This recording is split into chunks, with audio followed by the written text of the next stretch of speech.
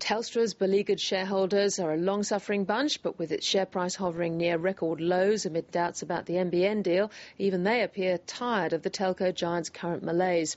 As the company prepares for its annual institutional investor briefing in Sydney tomorrow, CEO David Thodey will have his work cut out trying to persuade them that there's a plausible strategy for a brighter future. Here's Andrew Robertson.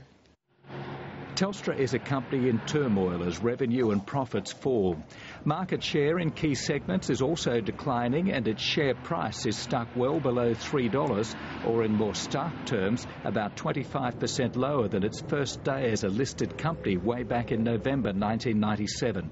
It's against that backdrop that David Thodey and his senior managers will address investors who are looking for some sign of hope that Telstra's fortunes are about to change. It is the incumbent telecommunications operator, which is used to very high profit margins and which has to adapt to a brave new world, basically. The biggest part of that brave new world for Telstra shareholders is the national broadband network and the $11 billion it's offered to pay for Telstra's copper wire network.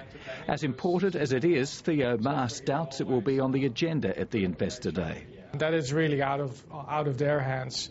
So we basically need approval from the ACCC, and we need approval from for the telco bill, which still needs to go through legislation before the deal between NBN and Telstra can be signed off. Melbourne-based telecommunications analyst Kevin Morgan believes Telstra has gone too far in trying to appease the government over the NBN. He says investors still need to be convinced the controversial $11 billion deal is in their best interests. Now, if the government had a coherent policy and if the government knew what it was doing, sure, put your trust in them.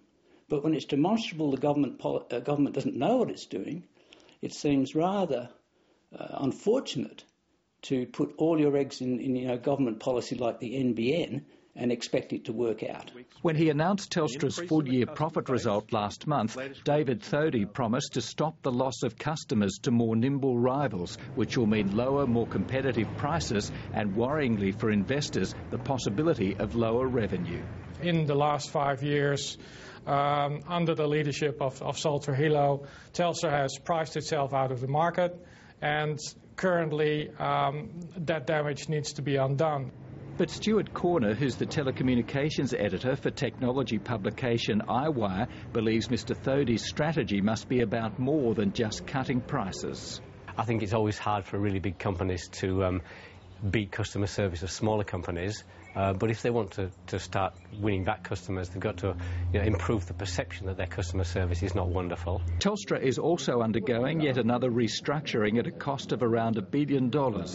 Kevin Morgan says unless the backroom systems supporting the customer-facing parts of the business are fixed, the money will be wasted. My own experience of sitting in a Telstra shop with someone trying to handle a relatively straightforward order where it takes an hour because the systems crash continually, and then other people tell you that the billing platforms aren't aligned, there's unbilled revenues from mobiles that can't be recovered. As for Telstra's beleaguered share price, investors will be looking for any hint that the annual 28-cent dividend will be cut. It's a dividend that will be hard to sustain if earnings keep falling.